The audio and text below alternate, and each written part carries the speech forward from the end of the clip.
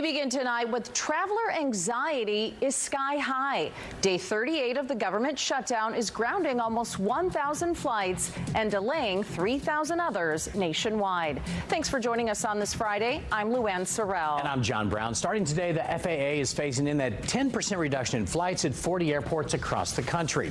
And that includes Orlando International Airport. Fox 35's Esther Bauer is live at MCSO right now. So, Esther, how many delays and cancellations are we seeing there in Orlando? John, so far today, we've seen about 30 canceled flights and nearly 200 delayed flights. So I have the flight board right behind me. You can see we have a lot of colors on that screen right now, showing a lot of changes to people's flights. Now, the bad news for travelers right now is this situation could get even worse next week. Today, a new chapter starts in the government shutdown. 4% of flights were canceled across the country, and travelers are tense. Okay, if we have delays, then I'm losing everything, right? Big trips could be called off. I was planning for this for probably a month, and then everything were like collapsing. On Friday, the FAA reduced stops at 40 high-impact airports across the country. MCSO is on the list, so Central Florida flyers are nervous. Well, what do we do if we have to stay another day if our flight gets cancelled? Sarah's family is trying to get back to England after a great stay in the Sunshine State. Fingers crossed, yes. Travelers are thankful for hard-working TSA agents and air traffic controllers across the country. And they were all tired, obviously, but still, they're doing their job. Jobs they haven't been paid for more than a month. I think it's extremely difficult for them. And traveling could get even more difficult if the government does not reopen soon. The FAA plans to ramp up the cuts, slashing air traffic by 6% on November 11th, 8% on the 13th, and 10% by the 14th. All of this shutdown stress happening right now around the holidays is bad news for everyone, but some airports are dodging delays. Coming up later tonight at 6, if you still need to book some flights, see why choosing a smaller airport might be the smarter choice right now. Reporting live in Orange County, Esther Bauer, Fox 35 News. Thanks, Esther. Now, in addition to Orlando, Tampa International also on the list of affected airports. As a matter of fact, all these you see right here. And it could get even worse if you need to catch a connecting flight. The FAA now slashing flights in New York, D.C., Dallas, Atlanta, and a whole lot more. Now, a lot of airports are already seeing delays. Security lines are getting longer and longer as the hours go on. In fact, Orlando had about 200 delayed flights so far today, about 30 cancellations, according to FlightAware. Now, we showed you this map last night. We're going to keep monitoring this because it gives us a better idea of how the delays are happening and which areas are the hot spots. You know, some of the airports are not seeing numbers that high, but others are seeing them skyrocket right now. The bigger the circle, the bigger the delays. You look up at Chicago right now, 76 delayed, 11 canceled, and these are the most recent numbers. New York City also has 89 delayed, 30 canceled there. Atlanta, also a lot of delays. This one's a big one for us, 51 delayed, 14 canceled. Atlanta's so big because that's a lot of connecting flights out of Orlando.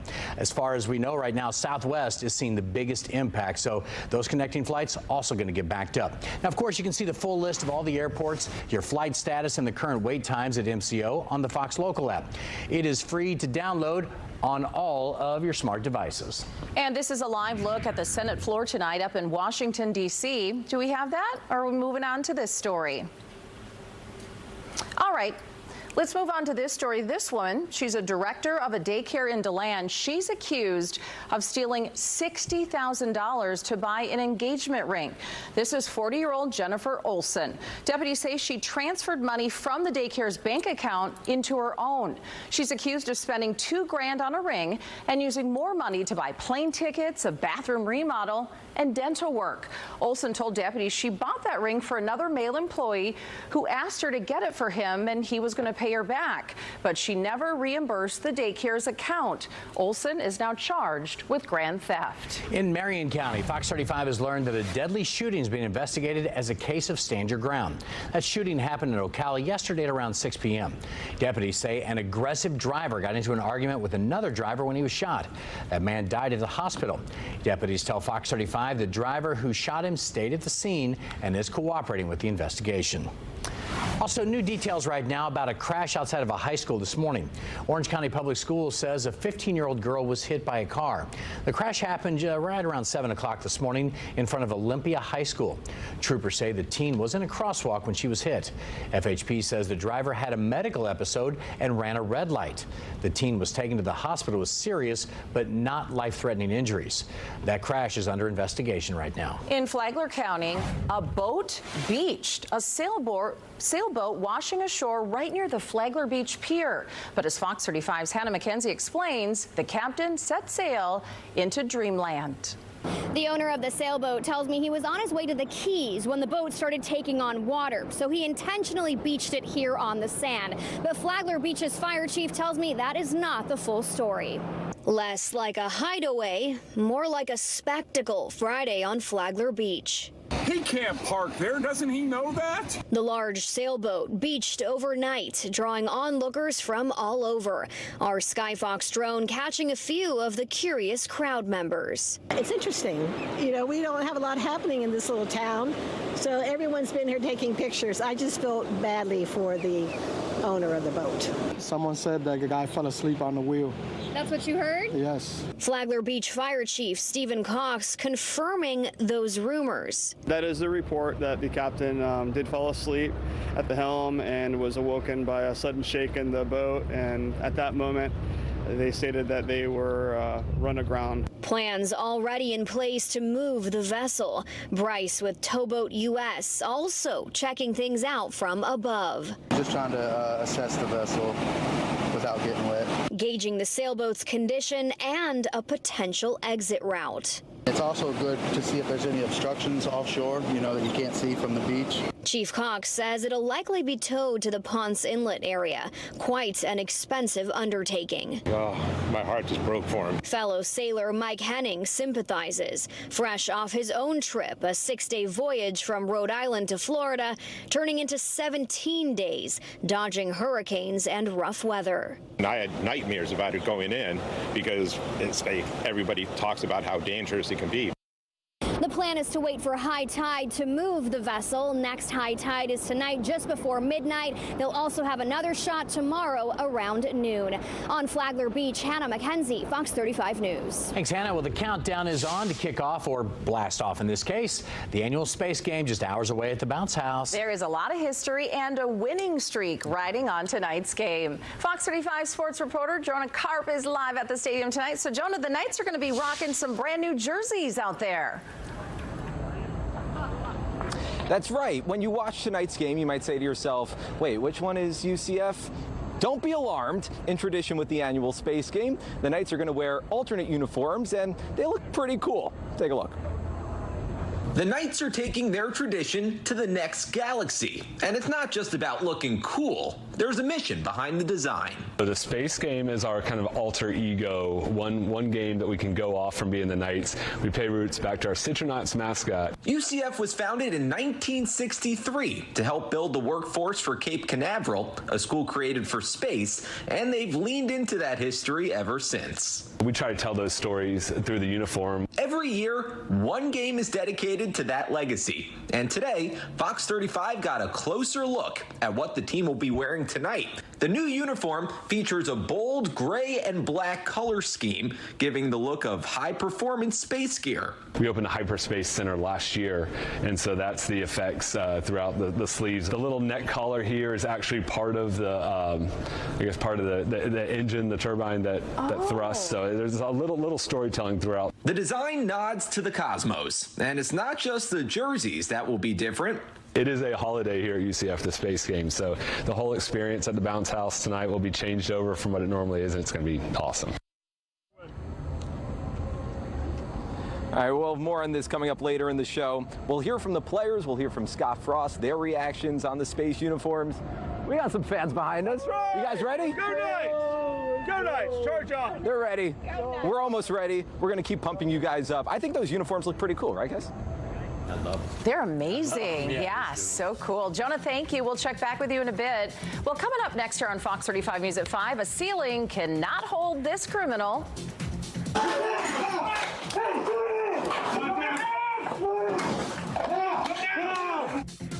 how the law came crashing down on this car thief. Plus, a miracle on State Road 407. A pilot makes a split-second decision to turn a roadway into a runway. 407 was like this big beacon. And I said, yep, here we go. In a Fox 35 exclusive, more on the close call, but it wasn't this pilot's first time dodging death. Plus, TJ. And the spirit of giving here in the air at our annual Fox 35 Feed-a-thon. Still time to come on out. We have shopping lists. We have made it so easy for you. It goes until 6. If you want to come out, come say hi, and you can help bring a little light to a family here in need in Central Florida. We'll be right back. And we are going to be going through all 4 seasons in less than a week. Get ready for a temperature roller coaster. We'll time it all out for you coming up in a few minutes. You're watching Fox 35 News at 5 on this Friday afternoon.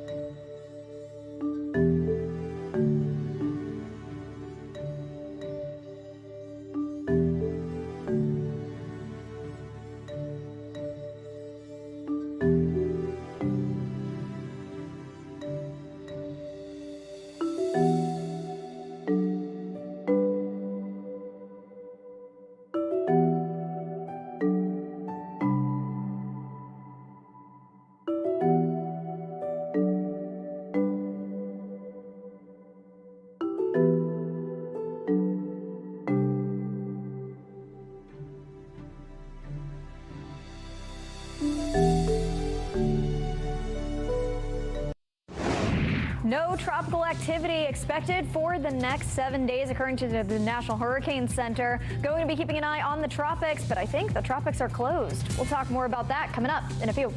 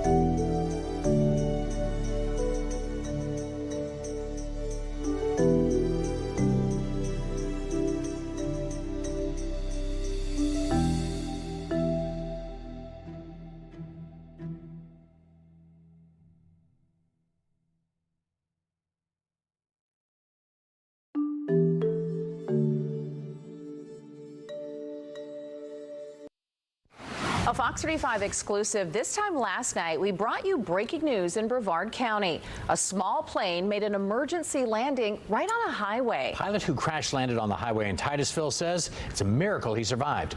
Fox 35's Esther Bauer talks with him about how he did it. The 50-year veteran pilot took off from right here at the Space Coast Regional Airport when he quickly realized something was wrong and he had to make an emergency landing on the road. Hey, self, this is really bad. You're going to land. So the highway became a landing strip, and Ronald Luck's luck didn't run out.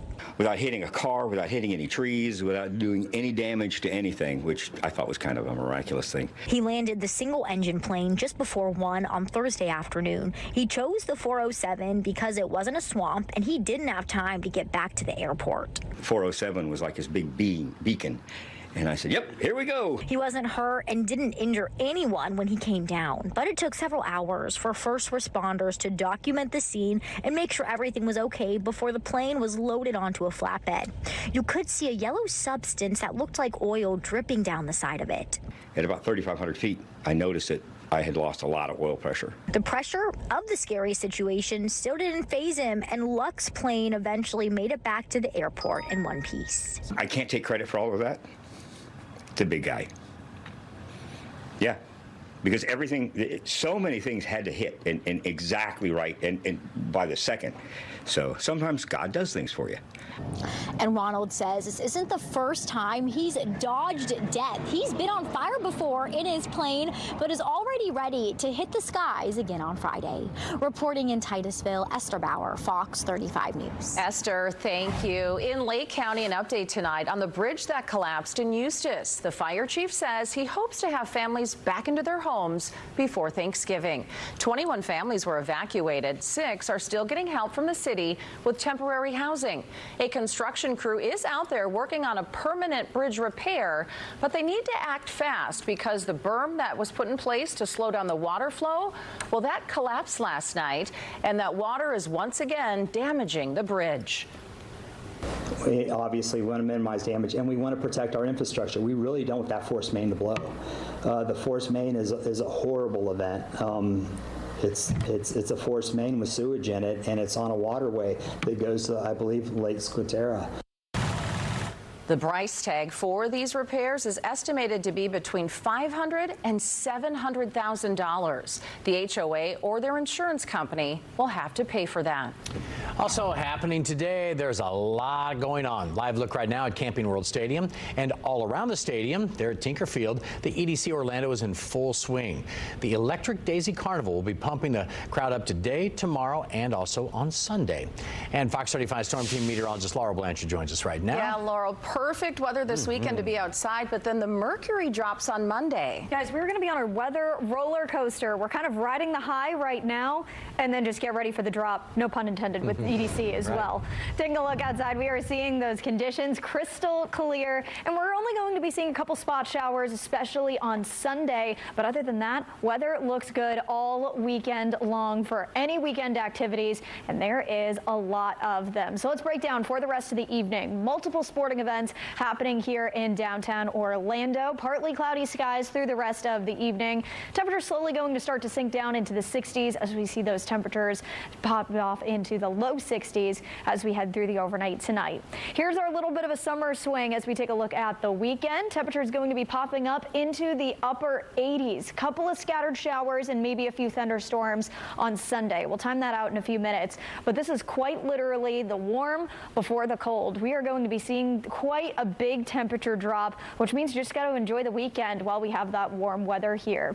If you are heading to the Space Game, we are going to be seeing those temperatures slowly starting to cool down. Tailgates happening out there right now, and that game kicks off at 8 p.m. at the Bounce House. Temperatures probably going to bottom out throughout the low 70s by the time the game wraps up. And tonight, EDC is getting underway, and that's going to be continuing for the next 2 nights. We're seeing the possibility of a very stray storm through the rest of the evening, but most likely partly cloudy skies through the rest of the overnight tonight as temperatures drop down into the low 60s. Here's your forecast if you are heading to EDC for the next couple of days. Tomorrow, we're seeing those temperatures slowly warming up, and then we're going to continue to keep those temperatures on the warm side even as we take a look at your Saturday and your Sunday. Now let's time out that rain, because as we do take a look towards especially the back half of the weekend, we could be seeing a couple of sneaky storms making their way in ahead of this cold blast. So here is Sunday. Saturday, absolutely beautiful. beautiful pick of the weekend for sure. Taking a look at Sunday. This is Sunday morning, seeing a couple of storms that could be on the stronger side up in northern Florida. This frontal boundary is going to be pushing those storms all the way down Florida Panhandle and into the peninsula. And this is what's going to possibly lead to some of those storms getting on the stronger side. Taking a look at your Sunday afternoon and evening. That cold front pushing everything through, leaving those clouds. First, we're going to get hit with the wind. You can see that breeze continuing to push in as we clear out those clouds, and then the cold air punches us as we continue to see that cold air settle into the region. Crystal clear skies, so we don't even have a couple of clouds to even help try to keep us warm as we head through your Tuesday. Here's the severe storm threat. We are in a level 1 out of 5 for seeing the possibility of a storm maybe being on the stronger side or possibly seeing a brief tornado. Really, it's just a lot of wind energy ahead of that front, which could help fire up some of those storms as we make our way through the next couple of days. But this polar vortex is what we have to blame for those cold temperatures that we're going to be experiencing on Tuesday. I wish this was a typo, but we're really going to see those temperatures go from 87 degrees down to 62 degrees on Tuesday before we slowly start to level out as we take a look towards the middle and end of the work week. Here's your 7-day forecast. Monday and Tuesday, we're calling storm alert days, and that's because we are going to be seeing the possibility of a couple of stronger storms on Monday and that chilly conditions on Tuesday. Luckily, though, beautiful sunshine-filled week. Taking a look Wednesday onward. John, Luann. Laurel, thank you. Coming up here on Fox 35, a bagel a day keeps the hunger away. A local shop is spreading cream cheese and kindness for families in need. And coming up on the News Edge at 6, the Jacksonville Jaguars need a temporary home for 2027. And today we may have a better idea of where they're going to play.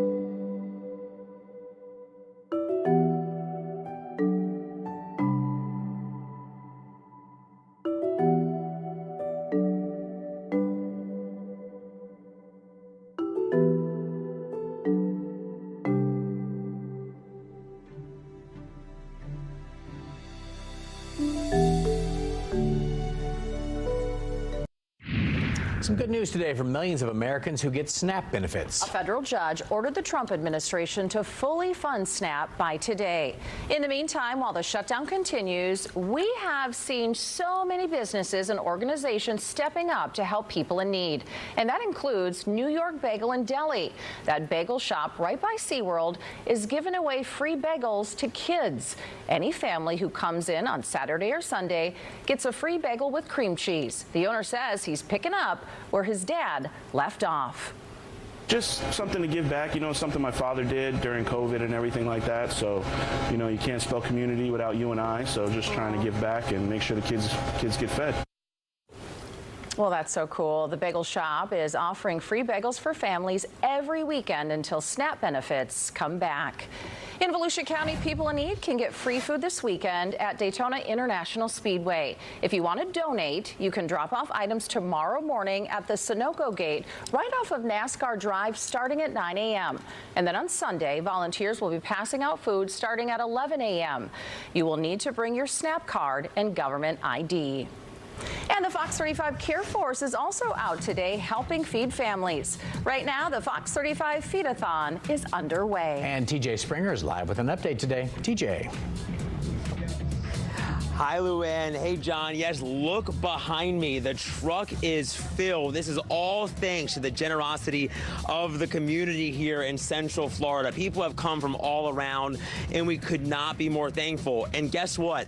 There is still time. We end at 6 o'clock. So if you're in the area, come on out, come say hi, grab a shopping list, grab a gift card.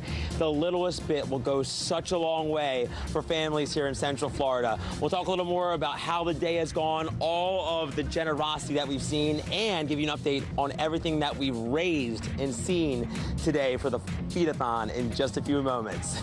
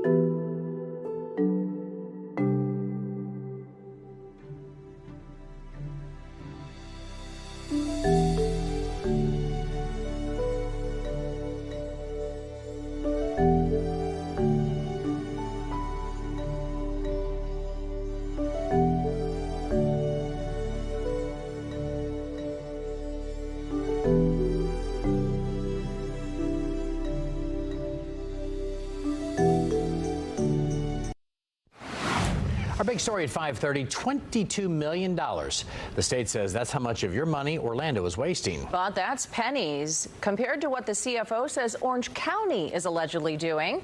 Fox 35 digital anchor Garrett Weimer is joining us here live in the studio to talk more about this. So Garrett, let's first talk about how Orlando fared. Well, the CFO says the city of Orlando actually has the least bloated budget of any local government he has reviewed so far, but he also says there's room for improvement.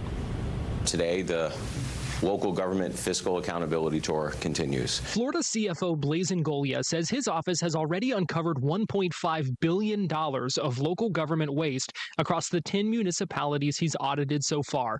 But Orlando, he says, has done pretty well. Just 4% of the budget going to what he calls wasteful spending. That's $22 million compared to $190 million in Orange County and $48 million in Seminole County. This is still wasteful and excessive spending. This is still money that could be very easily, according to our calculations, be cut out of the budget and offer property tax relief. But this is the lowest amount that we have seen so far. The CFO calculates waste by looking at the municipality's budget in 2019 and adjusting for population and inflation these days. Anything over that number, he calls excess. Democratic Representative Anna Escamani attended the news conference and told Fox 35 she doesn't think that formula quite works in the real world. She's also skeptical of his push to remove property taxes. I think you have to look at this from a scalpel, not a sledgehammer, and the demonization of local government is just not constructive. Ngolia suggests governments reduce their budget by cutting out certain projects, high-paid consultants and middle management positions, and payments to certain nonprofits. Fox 35 News asked about the cost of the CFO's visit to Orlando for the news conference. He says that fell within the confines of his office's budget and added, "We are looking at reorganizing our offices to hire more auditors, to hire more local government experts, to hire more CPAs so we can get in the weeds of some of these numbers and show some of those Doge-like calculations in the future." Now, this was part of the state's FAFO audits, which review government growth and the overall spending. Florida's Doge audits, those are the ones that get into the nitty-gritty of where and how that money is being spent. And Ngolia has not said what city or county he will put under the microscope next. Garrett Weimer, Fox 35 News. Thanks, Garrett. And our You Decide coverage, the race for Florida governor getting more crowded. As you know, Orange County Mayor Jerry Demings officially announced last night that he's in the running, but we could soon have another name in the race. Lieutenant Governor Jay Collins says that he is still considering a campaign. He joined us on Good Day Orlando this morning to talk about what it would take for him to get into the race. It's about what's best for the state of Florida. I've got a very unique background, a very unique approach to leadership and conversation and communication. I wanted to get around the state. I wanted to make sure who I am, how I lead is what's good for the state. And I'll tell you, what I've seen has been very, very encouraging. Florida First Lady Casey DeSantis also rumored to be considering a run to replace her husband. All new at 5:30, a playground for perverts. That is what the Flagler County Sheriff is calling Roblox after another man was arrested for allegedly targeting a child online. 20-year-old Brandon Rodriguez, seen here, lives in California and was arrested for allegedly asking a child to send him nude pictures. That child lives in Palm Coast. The conversations moved from Roblox to Discord and eventually to text messages. Well, the child's parents saw those messages and called deputies. The suspect is being extradited back here to Florida. He can fight it all he wants. He can make me go get a governor's warrant like North Carolina did, but his is coming back to Flagler County and he's going to be held accountable. Just last month, several Central Florida families joined a lawsuit against Roblox, and the state also subpoenaed that platform. The CEO of Roblox insists that the gaming platform is safe for children. Now, some new video today from Indian River County. This is wild, too. A suspect falls through the ceiling into the arms of a SWAT team. And it all started with a stolen car in Osceola County. Take a look at this one.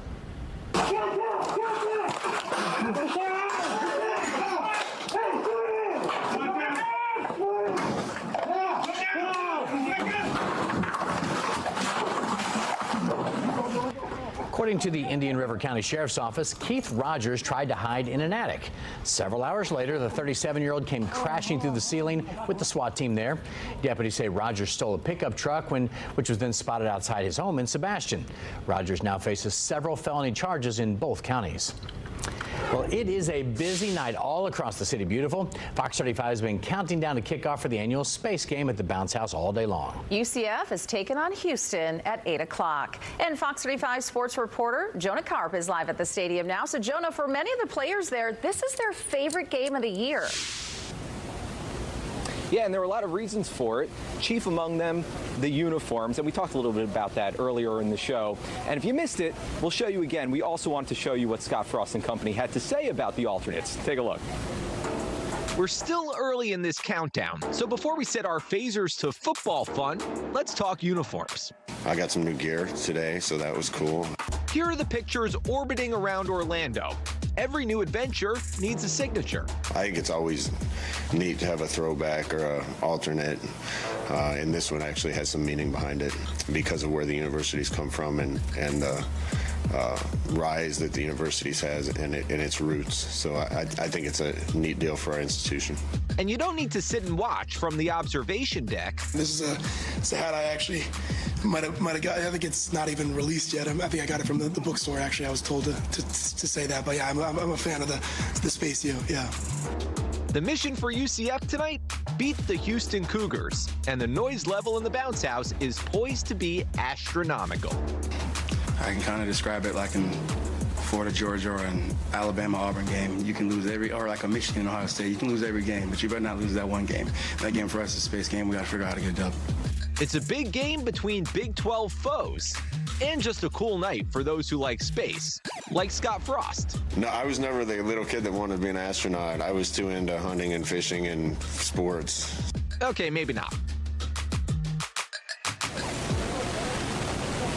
The uniforms are pretty sweet, if you ask me. We'll have more on this game against Houston coming up in the next hour. Right now, let's send it over to Marie, who's in the middle of all the action, talking to the fans. Marie? Hey, Jonah, I'm at the mall. I've got Hannah, I've got Maddie, I've got people whose names I did not memorize. They said they're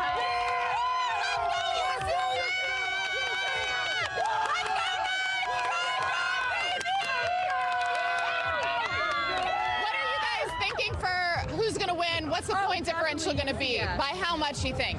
John? 67 points. You think 67 by maybe like by one 30 goal for Houston. Yeah. That's what we're going to do. A lot to a little. A lot to a little. They're lucky. So you've got the glasses. You've got the whole space outfit. Tell me about the space outfit. UCF has never lost in space, and it's not going to start today. Go Knights. I like that logic. That's flawless logic. Around here, this whole area, we've got a bunch of kids with equal energy, maybe a little less. This is a really good group. Lots of spacesuits, lots of people tossing footballs around. They are ready. The game starts at 8. I'll send it back to you guys. They are having some fun out there right now. Yes, and our live team coverage of the space game continues coming up in our next hour as we count down to kickoff. Don't miss it. Again, the game starts at 8 o'clock tonight, and you can watch it on Fox Sports 1. The Fox 35 Feed-a-thon is underway right now. Our team is gathering donations at the Walmart on East Colonial Drive in Orlando, and you still have time to donate. We're collecting donations for about another 22 minutes out there, so you got to get out there quickly. And meteorologist TJ Springer's been out there all day long. Yeah, he joins us live right now. TJ, I was out there with you earlier today. A lot of incredible people coming out there with huge donations, trying to help people who are struggling this time of year. Luann, John, so true. And Luann, you mentioned that people came from all around. We had some folks come in from the villages just to donate to this amazing cause, and that is One Heart for Women and Children. We have a few more donations that actually just came in. We're going to bring these over to the truck, and we'll show you how full it really is. It's just unbelievable, and it shows how much giving, how much kindness in this community we have seen today. And again, we still have a few more minutes. If you're in the area, thank you so much. More pet food. Got it. I know it's a lot. Of course. Thank you. Yeah, we have filled this entire truck, and that means around 1,100 goods. Now adding those few things that we've just seen and the monetary donations, everything from Walmart gift cards to cash donations. This is going to make someone's holiday that much brighter. Keep that glimmer of hope alive for this holiday season. And one of the amazing statistics, we've heard this so many times today, just $30 will feed a family for Thanksgiving. So think of all the food, all of the monetary donations, which will likely come in around 10 grand. That is you. That is all the kindness that we've seen here today. And we're so happy to be a part of it. There have been so many tearful moments. We've seen people just come together here for Central Florida and for the families here. And you know who's behind it? I see a hug. I see a really amazing moment. We've seen a lot of these today. Stephanie Bowman, she is the founder of One Heart for Women and Children. She is the heart of all of this. And you can see how much love she has for this community and why she does what she does. And it's kind of funny. Today, I told her we were keeping our energy going with hugs. That's been our goal today. So we had a hug tally. I gotta give Stephanie a hug. Stephanie, it's been an amazing day. What does this mean for you and the community? Because you have a story, but it's just amazing how we've seen the community show out today. The community's really come together. I mean, from family members, like we got a family member here that just came. I love it. Yes. We've got people that came from an hour and a half away. We've got family members, people literally with almost nothing that wanted to help. We've had some people say, I'm sorry, it's only one can. And it's like, we celebrate. It's like, thank you for that one can. Because everyone can. Yeah. Right? Every single one item helps it multiplies. And that's the only way that we can do what we do. So my heart is so full right now, how the community has come together. And I want to say thank you. Like, you know, we all have our different talents. And with you all at Fox 35, like you guys coming together and helping us the way that you have, you know, it's a talent that we don't have. So I just want to say thank you. The partnership really means a lot. Thank you, Steph. We're so happy to be here, and we hope that we know this is going to make someone's holiday season that much better. Absolutely. We'll be right back. Thank you. Thank you, Steph.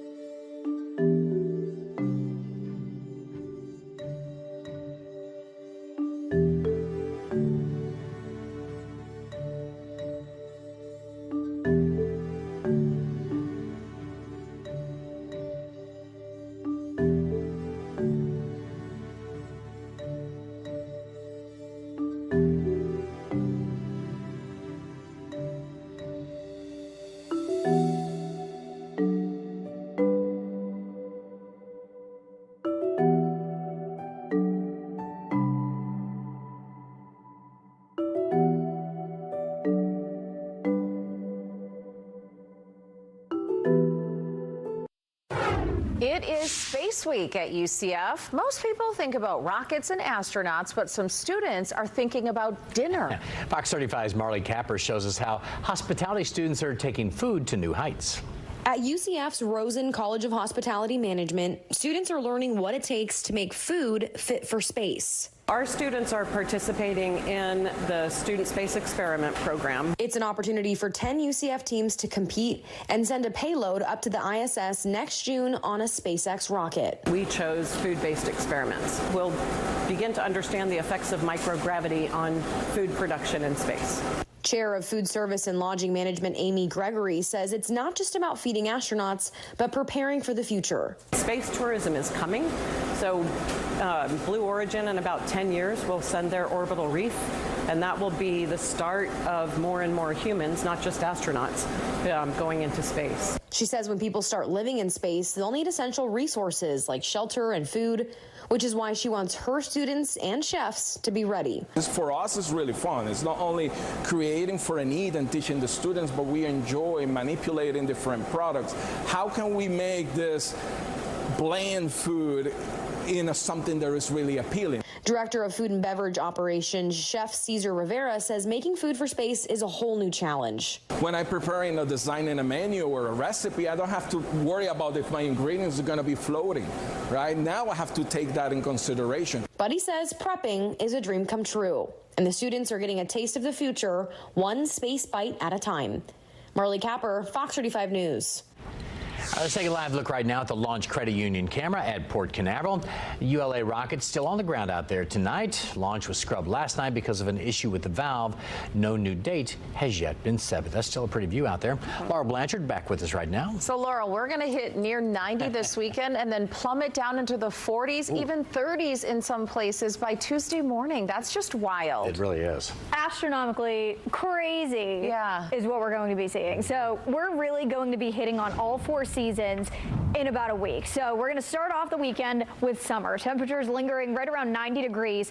Then taking a look at fall, we get a little bit of a taste of that crispy fall weather. Taking a look at Monday, Tuesday, it is the dead of winter before we slowly start to see those temperatures warm back up into the 70s on Wednesday. So get ready for a weather roller coaster because it is going to be up, down, sideways, and every single which way in between over just the next 4 days. So take a look at the weekend. Let's break it down. Starting off in our summer season, going to be seeing those temperatures lingering throughout the upper 80s, multiple degrees above average. And Sunday, we're going to be expecting a couple of scattered showers to move in, and some of the storms could pack a little bit of a punch. Now, as we head into Monday, we're slowly going to start to see that cooler air tap into the region, really hitting us hard on Tuesday. And this isn't even how low temperatures are going to get before we slowly start to see those temperatures make their way back up towards average. So because of those storms making their way into the region late Sunday night into Monday, and also those below average temperatures and that bitter wind chill that we're going to be feeling on Tuesday, we're calling for Fox 35 storm team alert days for Monday and Tuesday of next week, because this is what our Tuesday lows are going to be as you are headed out the door Tuesday morning. 39 degrees here in Orlando, 36 in Ocala, 37 in Jacksonville. It is going to be frigid. And just to show you how much of a temperature drop we're going to see, Sunday afternoon's high is going to be throughout the upper 80s. We're going to be seeing those temperatures in the 30s, taking a look at your Tuesday morning. So we are looking at about a 45-degree difference here in Orlando of what we're going to be seeing just within about 48 hours. And then taking a look even in Tampa, 35-degree difference, and up towards the Panhandle, that even gets even more drastic of a drop. So when is the cold air going to really start to move in? This frontal boundary pushing in some scattered showers and storms as we take a look at your Sunday. A couple of storms making their way across the Panhandle, taking a look at 7 a.m. And then once we head through the day, we could see a couple of storms really start to pack a punch throughout the afternoon. Very typical of what we normally see in the summertime as those storms blossom up. And then that frontal boundary clearing everything out as we head into Monday morning. Maybe a couple of those storms still staying strong very, very early Monday morning before things really clear out. And when we say clear out, there is not going to be a cloud in the sky. Taking a look at Monday evening and into Monday night, which is going to allow that cooler air to settle into the region. But Tuesday is when that much cooler air really sets in, dropping our temperatures down for highs into the low 60s. So as those storms start to pop up ahead of that front, we do have the possibility of seeing a storm on the stronger side from all the way across Tallahassee down to Melbourne. We could be seeing the possibility of a stronger storm or maybe even a brief tornado just because of the wind energy out in front of that storm. Rain chances, though, staying relatively low over the next couple of days, only a 30 and 20% chance, mainly Sunday evening. But another thing you're going to need to watch out for are falling iguanas, because iguanas are cold-blooded animals. They really rely on the temperature of the air in order to survive. And so when it gets this cold, they almost get stunned. They're not dead, but they are stunned. And we're slowly going to start to see that cooler air affect these animals, especially as we head through the next couple of days. Also, heads up, with this cooler air, it's almost going to be time to turn on the heat. So make sure you do a couple of things before you do turn the thermostat on heat mode. Check your air filter and also check the airflow into your heating unit before you turn on that heat. Heads up, you may start to feel and smell a little bit of that burning smell in your home. Don't worry, that's totally normal. It's quite literally your heater heating up.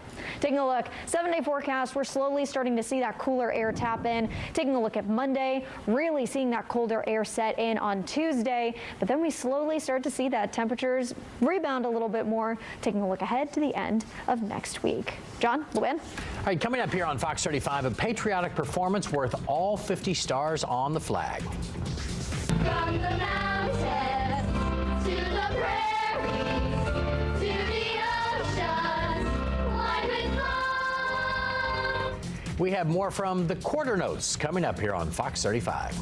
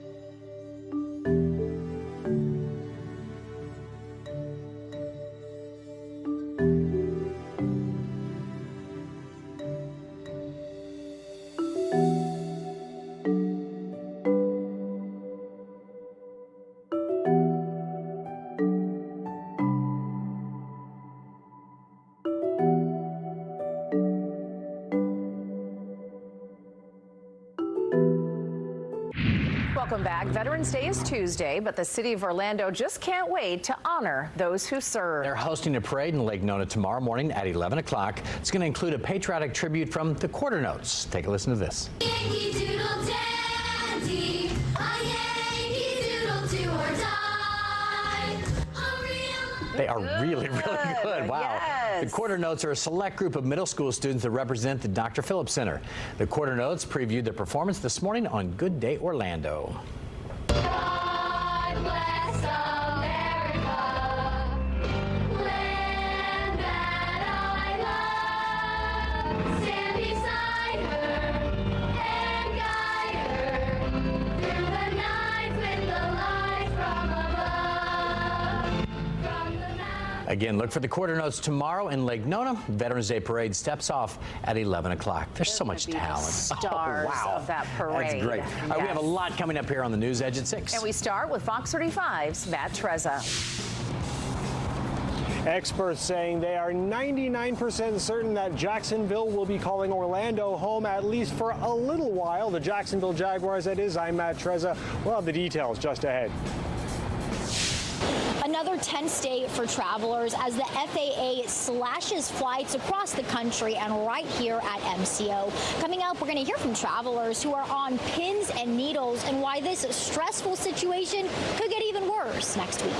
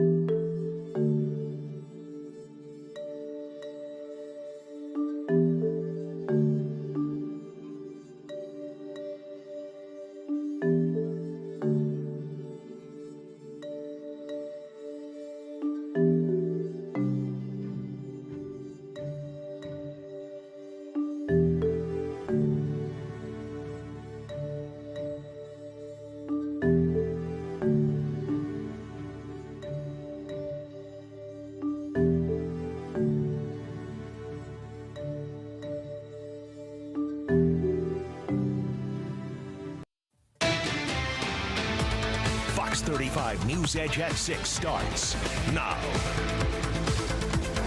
Is the NFL coming to Orlando? The Jacksonville Jaguars searching for a new home for the 2027 season. See, their stadium's undergoing renovation, so they need a temporary home. And some think Orlando is a lock. Of course, that would be huge for Orlando. Fans are really excited about this, too. Thanks for joining us. I'm John Brown. Good evening. I'm Luann Sorrell. Let's get out to Fox 35's Matt Trezza. He is joining us live tonight. So, Matt, Jacksonville is expected to make this decision official very soon. Yeah, probably in a couple weeks' time. We've got a live look for you right now at Camping World Stadium. A whole lot of activity going on there right now in and around that area. And also, it could soon be the temporary home of the Jacksonville Jaguars. Yeah, it's awesome. The Jags are coming to Orlando in 2027. Orlando sports columnist Mike Bianchi cited unnamed officials with the city and UF, stating the deal just needed formal approval. Of course, it has to be rubber stamped by the league. The owners, the next owners meeting, I think, is in a few weeks. It's the actual Zoom meeting. So the Jaguars are hoping that that's where it will officially be approved. Orlando's venues chief says this would have a huge impact on the city. Obviously, you get a huge economic impact, not only from the Jacksonville fans coming down, but from fans coming around to watch the teams they play. You know, a lot of times there's visiting fans come, so it'll be exciting to have the Jaguars here. Orlando Citrus Sports said in a statement, quote, "We believe we've put forward a competitive package for Jaguars games to be played here during the 2027 season. Our community has consistently demonstrated its ability to successfully host major events, and this opportunity would mark an important new chapter for our city as a global sports and entertainment destination. We look forward to the league's decision and the chance to celebrate with our residents and fans across the region." Orange County Comptroller Phil Diamond says each game could easily bring $1 million of tourist development tax money to Central Florida. That's an example of what you could see come out of this. You could see those kind of numbers come just in tourist development tax collections, which, you know, obviously the more the better. The other contender for hosting the Jags has been Gainesville. Hospitality expert Rob Delabovi says that city wouldn't be a good fit. Has a beautiful stadium, obviously, but it just doesn't have enough for 20 to 25,000 away team football fans coming to town and another 20,000 home team fans coming to town. So it didn't make a lot of sense in the beginning, but I think Orlando is going to really succeed because of this. He says Orlando could easily use this as proof Central Florida could have its own NFL team. If they could pull this off, they might award themselves a team in the future, which would be an enormous deal, obviously economically and for the city. Football fans say they'd be psyched for the Jags to play in Orlando. Everybody would love to have one in their city, you know, so yeah, I think it'd be great. Yeah, for sure. I think that creates more buzz. 100%. I mean, I'll probably get season tickets.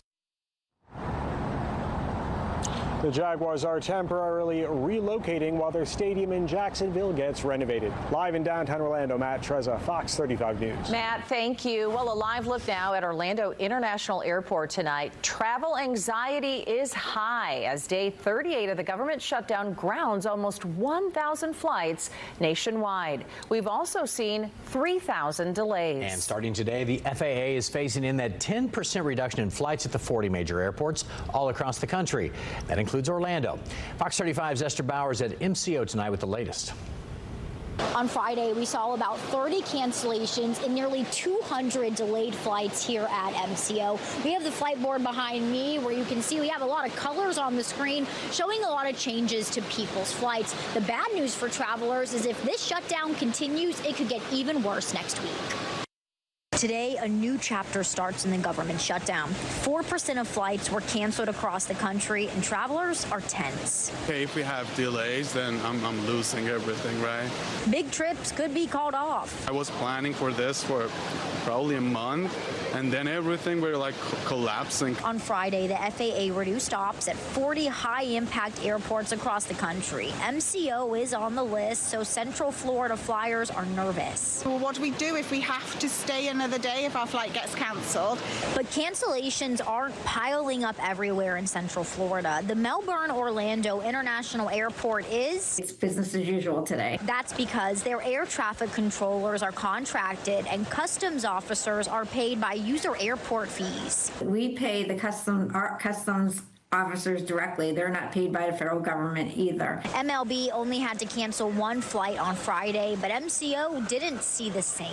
Obviously, there's a lot of issues going on here. The situation is kind of not good, for sure. The situation could get even worse. If the government doesn't reopen soon, the FAA plans to ramp up the cuts, slashing air traffic by 6% on November 11th, 8% on the 13th, and 10% by the 14th. And on Friday, Southwest had the most delays and cancellations here at the airport, according to online tracking from FlightAware. Everyone we spoke to just wants to give a major shout out and say thank you so much to all the TSA and air traffic controllers that are still showing up to work and still not getting paid.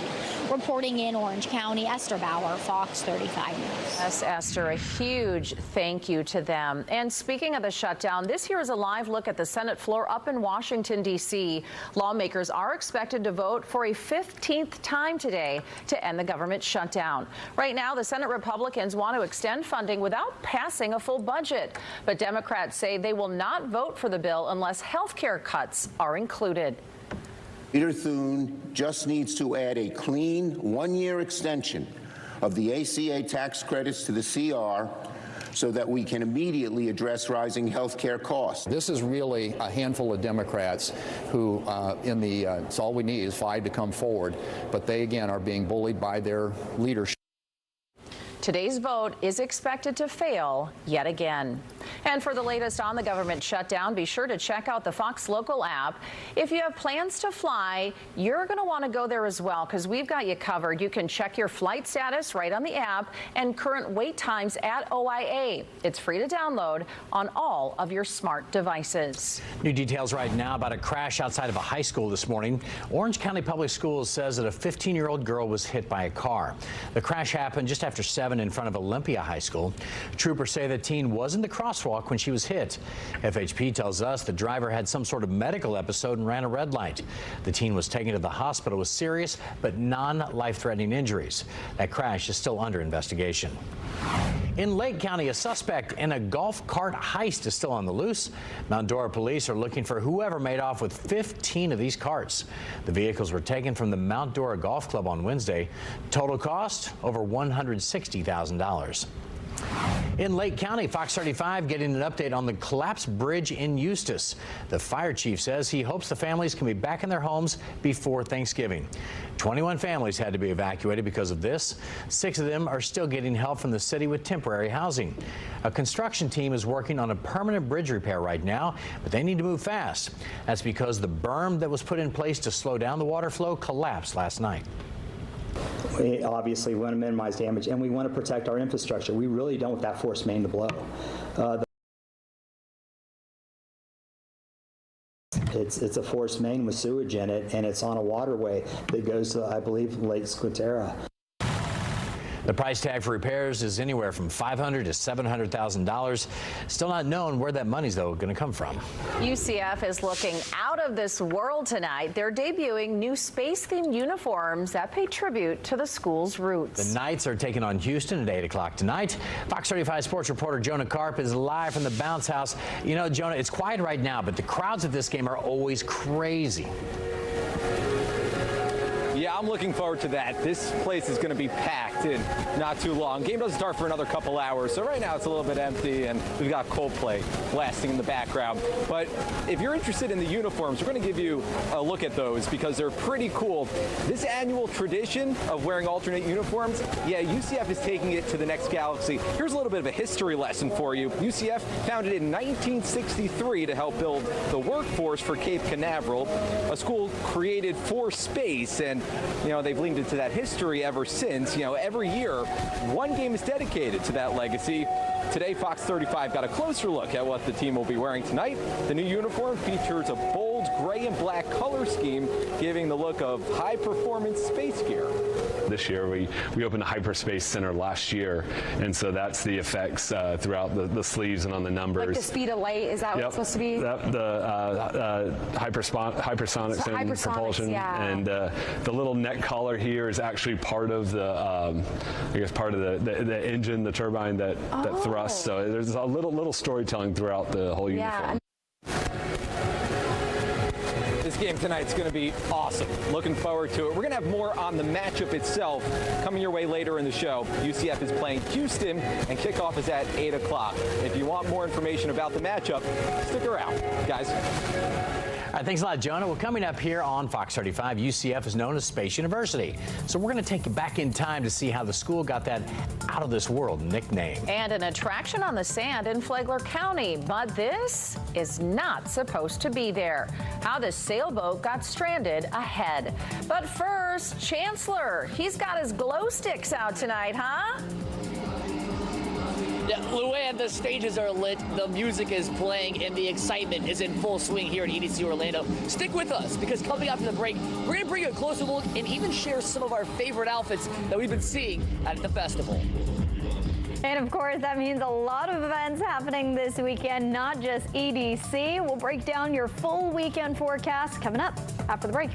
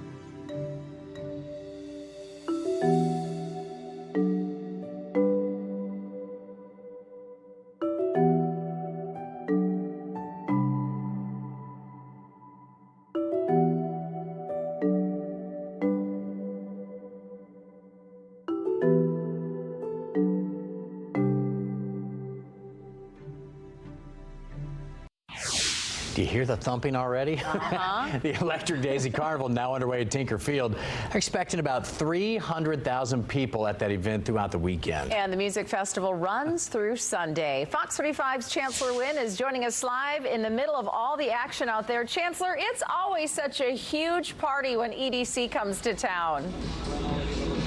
Luann, when you have hundreds of thousands of strangers getting together and really becoming friends, it's of course a party. Even outside the gates where we're standing, you can see all the excitement. This is just one of the average stages. I know for a fact it's not the main stage, but this gives you a glimpse as to what the shows are looking like with the lights, and just listen to how loud it is. See, they like to do a nice build-up, so it's tough to get to the point, so they're building up to it. But you'll notice a lot of the outfits, the people, that's what's exciting. We noticed that she was dressed like a frog person, which is interesting. Not even the most unique outfit you're gonna see out here. And what's unique about these outfits is a lot of the people say this is a way for them to express themselves in a way they're not typically able to do. every day I always try to dress up as something new. That's kind of how I have my fun because I suck at dancing. So for me, like, you know, tally ho, I had to go out for it, bro. I like dress the way I can't dress in like everyday life. Like I want to look like a cool video game character and like express myself in like a different way. Now, if you can get your eyes off of the fun, unique outfits and take a look up in the sky a little bit, you'll see some more lights. And EDC, it's a festival, it's a carnival, the Electric Daisy Carnival. Take a look at the Ferris wheel. That's just one of the many rides that you're gonna see here. And there's also art installations and people walking around on stilts, a lot of unique, fun activities.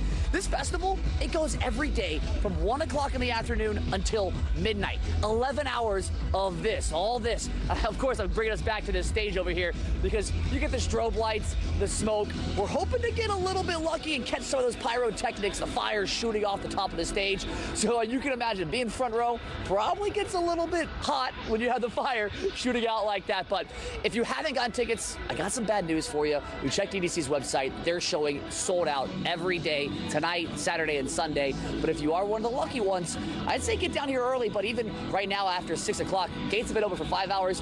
People are still flooding in here. But for now, reporting live from EDC Orlando, Chancellor Nguyen, Fox 35 News. Chancellor, looks like fun. Thank you. And there is so much going on this weekend down there. Another live look. This is a view from the sky over Camping World Stadium. It is a perfect weekend for those music fans and sports fans that are also flooding into Orlando tonight. We have the Magic and the Pride, both with home games as well. And Fox 35 Storm Team meteorologist Laurel Blanchard is back with us now. This is what I love about this city. Is that you pack 300,000 people, it doesn't even blink. You know, that's outside of Disney and Universal and everything else going on. It's crazy what we can do here. One thing that I definitely don't like is the parking, but that's okay. I feel like the your fun. walking shoes, Laurel. Oh yeah, for sure. Those little rickshaw guys out there too. Oh, sure, so there you go. Yeah, guys, no problem whatsoever. And hey, even better for all of those sporting events and EDC tonight, it is going to be a beautiful evening. Taking a look through the next couple of hours, temperatures slowly starting to fall into the 70s. And if you are heading to the UCF football game, the Space Game at the Bounce House tonight against Houston, it is going to be a fantastic night for football. Temperatures slowly starting to cool down by halftime into the mid-70s, popping down into the low 70s for the drive home a little bit later on. As Chancellor was saying, EDC is first night happening tonight. Partly cloudy skies through the rest of the evening. Pretty much a picture-perfect forecast. Temperatures getting a little bit chilly by the time festivities wrap up at midnight. We're going to see those temperatures bottom out throughout the mid-60s through the overnight tonight. And guess what? If you are heading to EDC the next 2 days, it's just going to be absolutely beautiful out there. Seeing a little bit of that cloud cover more on Sunday as opposed to Saturday, but still make sure you're wearing sunscreen. Even though we are still seeing a couple of clouds out there, that sunshine still staying strong. Our storm tracker radar right now, pretty much crystal clear. We're seeing a couple of storms off the coast, but other than that, we're going to continue to keep this crystal clear radar on Saturday. Now, this is quite literally the warm before the cold. You've heard of the calm before the storm. This is literally the warm before the cold. We're going to slowly start to see that cold front make its way into the region. Taking a look through the day on Sunday. That's why we have that chance of a couple of scattered storms throughout the day on Sunday. And with that, a few of those storms could pack a little bit of a punch. So heads up, make sure you are staying weather aware on that one. As we head through the weekend, though, Saturday, absolutely gorgeous. Sunday, though, as that cold front starts to make its way in across the panhandle, could be sparking up a couple of storms. And again, they could pack a little bit of a punch. There's a good amount of wind energy out ahead of this cold front. And with that, we could be seeing a couple of storms following the I-4 corridor popping up as we head through your Sunday afternoon. Here's 4:30. That could fire up a couple of storms out ahead of that front. And we could be seeing a few more of those storms lingering down by Tampa up through the I-4 corridor as we head into your very early Monday morning. So just a heads up for that. There may be a couple rumbles of thunder and maybe even a brief tornado. Low chance, but not a zero chance, just because of all that energy before that cold front moves through. Now, Sunday, the cold air starts to tap into the region, but Tuesday is when it really settles in. And there's not even going to be a cloud in the sky just because of how powerful that cold front is. So Monday and Tuesday, we are calling for weather impact days, a storm team alert day. On Monday, mainly for the strong storms possible earlier on in the morning, and then Tuesday for those below average temperatures and those bitter wind chills, because we are going to be seeing the possibility of a stronger storm here and there across the region. And then, of course, that dip in temperature temperatures as we take a look early Tuesday. And speaking of early Tuesday, these are the temperatures that you're going to be walking out to as you are heading out the door Tuesday morning. So you're going to need the whole 9 yards when it comes to cold gear, and especially if you do work outside, make sure you have the hat and the gloves as well. Here's your 7-day forecast. Overall, we're going to see those 4 seasons over the next 4 days. Summer this weekend, fall on Monday, Tuesday, we're going to see those winter-like conditions, and then back in spring as we take a look Wednesday, Thursday, and Friday of next week. Meteorologist TJ Springer has been out at our Walmart Feed-a-thon event, and we're going to continue to see those amazing donations roll in as that donation wrapped up just a couple of minutes ago. TJ, what you got for us? Hi, Laurel. Yes, it has been a beautiful day. Where we're standing now, this was filled with all of the donations, with so many volunteers, and the truck that just drove away with all of those. We'll tell you a little more about how much money we raised, how much food was filled in that truck in just a few minutes. Don't go away.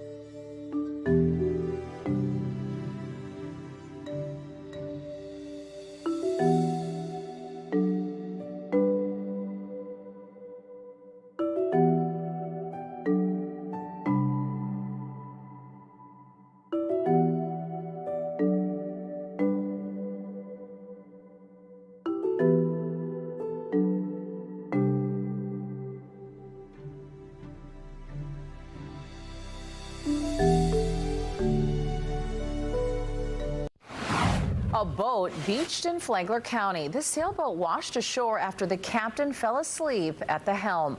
The large boat was beached overnight, and that caught the attention of a whole lot of people.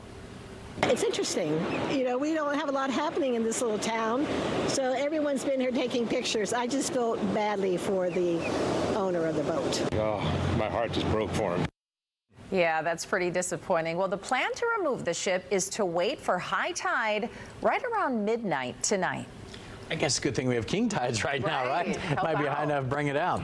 All right, our Fox 35 Feed-a-thon just wrapped up, and our team has been gathering donations all day long at the Walmart on East Colonial Drive in Orlando. And Fox 35 Storm Team meteorologist TJ Springer is back with us tonight, live out there. TJ, we know the big old truck drove away, but my goodness, there were so many people who opened up their hearts today and just poured out, you know, giving so much to people in need.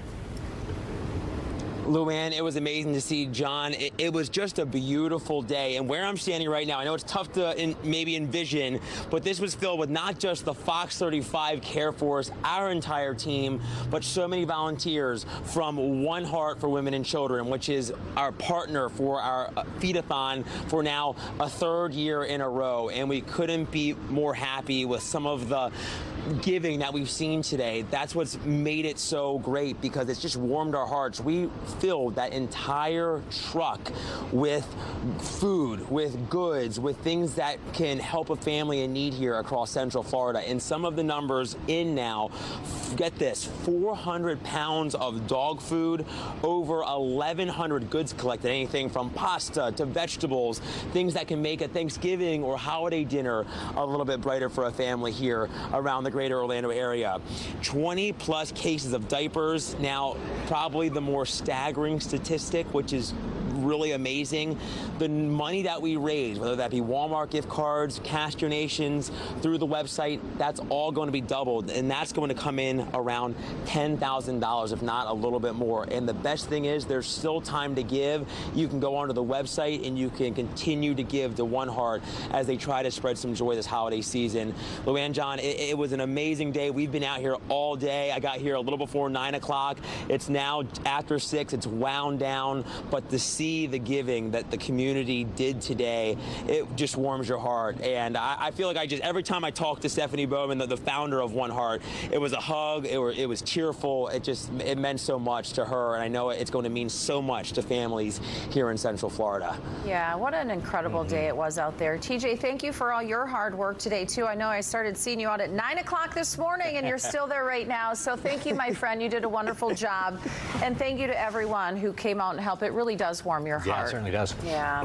Well, coming up on Central Florida's only live local newscast at 6:30, fighting wasteful spending. The state is digging into the numbers. How Orlando stacks up against the rest. Plus, Marie Ettinger is tailgating tonight at UCF, and she's found about 10,000 new friends. Hey, Marie.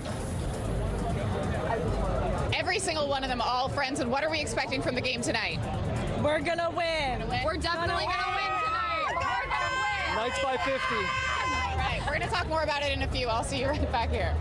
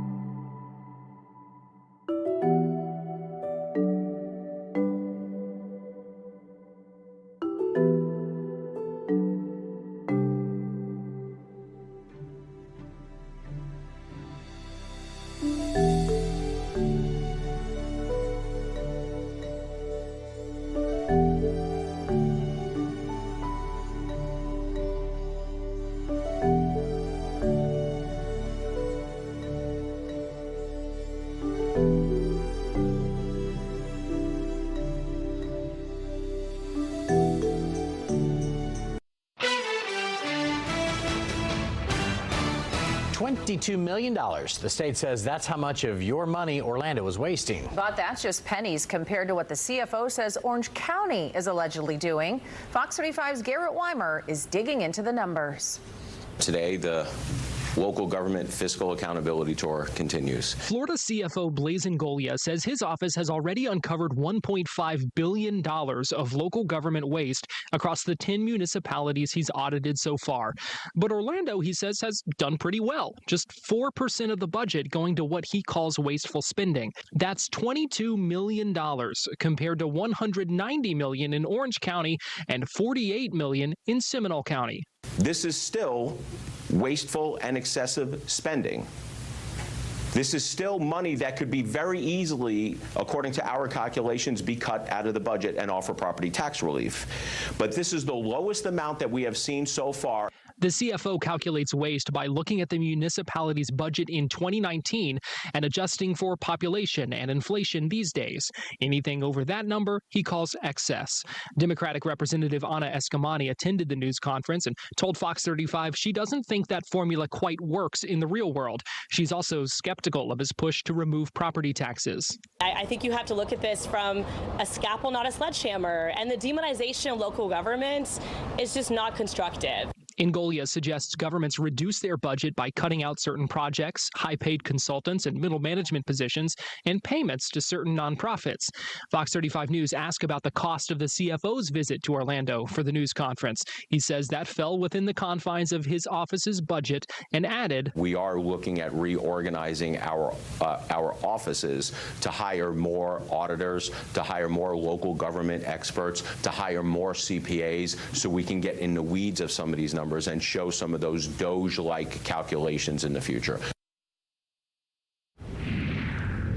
In our You Decide coverage tonight, the race for Florida governor is getting a bit more crowded. As we now know, Orange County Mayor Jerry Demings officially announced last night that he's running, but we could have another name in the race soon. Lieutenant Governor Jay Collins is now considering a run for governor too. He sat down with Good Day Orlando this morning to talk about what it would take for him to make a run. We've been very, very thorough and very clear in our approach on this. It was kind of a three-phase process. Is my family ready for something like this? It's a big deal, right? Yeah. Is my support structure around my family, are they ready? Do we have that in case my family, my wife needs something if we're out? And the last thing is this. I am tired of politicians who think it's about them. It's not a me thing, it's a we thing, right? And it's not about my ego. It's about what's best for the state of Florida. The First Lady, Casey DeSantis, also rumored to be considering a run to replace her husband when he gets termed out. News alert right now, the death toll now at 13 following a UPS plane crash in Louisville. 9 people, though, still missing as well. The NTSB is now reviewing the flight data recorders from the plane. Authorities say the plane's left wing caught fire and then the engine fell off just before the plane crashed. Recordings show the takeoff was normal until about 37 seconds before the crash happened. Authorities say it could take up to a year to determine the exact cause of that crash. Well, the U.S. Supreme Court considering an appeal that some say could overturn same-sex marriage. The petition comes from the former court clerk in Kentucky. She's the woman who refused to marry same-sex couples after the court upheld its legality back in 2015. Legal groups that monitor the court, though, say it's a long shot the court will take up this case. Ex-NBA player Damon Jones is pleading not guilty to his part in a massive gambling arrest. Jones is accused of profiting from rigged poker games. Investigators also say he provided sports bettors with non-public information about injured players. Jones is out on bond. He's due back in court with other defendants on November 24th. Well, it is a busy night all across Central Florida. Fox 35, of course, counting down to kick off for the annual Space Game at the Bounce House. Yep, the UCF Knights are taking on Houston at 8. And Fox 35 sports reporter Jonah Karp is live at the stadium right now. So, Jonah, the Knights have never lost a Space Game. That's a good omen. That's right, Luann. That's a big number tonight. 8-0 in Space Games for the UCF Knights. And this game is big on multiple fronts for UCF. That's a big reason, the fact that they've never lost. Also, a loss tonight for UCF would really thin their chances of making a bowl game this year. They take on a Houston Cougars team who's fresh off a shocking loss to West Virginia, the West Virginia team that UCF beat not too long ago. So Houston is coming off a shocking loss, so they're going to come in, I'd say, fired up into the Bounce House. It's almost almost time for liftoff. I guess once we put those uniforms on, I guess it's takeoff time. The 9th installment of UCF football's annual Space Game, a tradition that launched in 2017 during Scott Frost's first tenure with the Knights. I got to be honest, I didn't know I coached in a space game. I knew our uniforms were different, but I don't think it was a big deal back then. Okay, well, moving on. This year's game is against a Houston Cougars team who hasn't lost on the road. So with Houston, we might have a problem. Houston's a physical team, and we have to be able to match that. When you watch Houston's tape, what stands out is how hard they play. We need to make sure that they don't outplay us, and then we'll have a good game. Houston might be unbeaten on the road, but UCF is unbeaten in space games. So this is a true space race. I mean, personally, I am a big superstition guy, so if we can keep that rolling, that should be good. Yeah, so that's good to hear. I don't know. I mean, it might just be space game magic, I guess. The Knights are focusing their telescope on just this game, but when you observe this game from an expanded lens, it's pretty big. Well, if I had a team that wasn't disappointed when they lost, then I got the wrong guys. I want guys to understand that when that happens, there's only one alternative, only one choice, and that's just to go back to work and work harder and get a little bit better. And a little bit better would have given us a lot different record this year. UCF needs 2 more wins to clinch bowl eligibility. The Knights are 4-4 with 4 games remaining, 2 against top 10 teams. Simply put, a victory over the Cougars would be one small step for the team and one giant leap for a fan base who hasn't seen a winning season in 3 years. These fans know how big this game is. They're going to be fired up inside the Bounce House. We're going to send things over to Marie, who's in the middle of a lot of that action, talking to fans. Marie, how's it going? Hey, Jonah, fired up is right. And I did just learn a really fun fact from my new friend, Haley. We're 8-0 in space games, and we're about to be 9-0.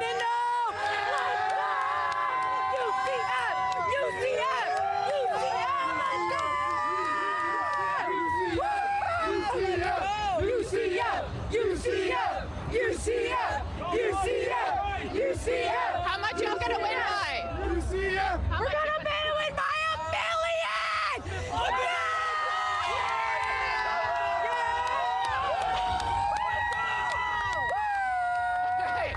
John Luann, you heard him. I have no notes. Winning by $1 million is the prediction from this crowd. 9-0 by the end of the night. What do y'all think? I wouldn't put any money on that. Used $1 million, probably not. Upset, possibly. We'll see. All right, Marie, thanks so much. And be safe out there. All right, still to come at 6. UCF's mission to the stars is still soaring. Nearly a third of Kennedy Space Center staff wears black and gold. UCF was founded in 1963 with the intention of providing workforce development for the Cape. Now, Space Week is blasting off with a Space Czar, a Space Council, and yes, even a Space Bowl. The story behind it all next. Plus, Laurel. Hey, Luann, we are going to be seeing quite the temperature roller coaster over the next couple of days. 4 seasons in 4 days. Are you ready for it? We'll talk more details about it and time it all out for you coming up in a few.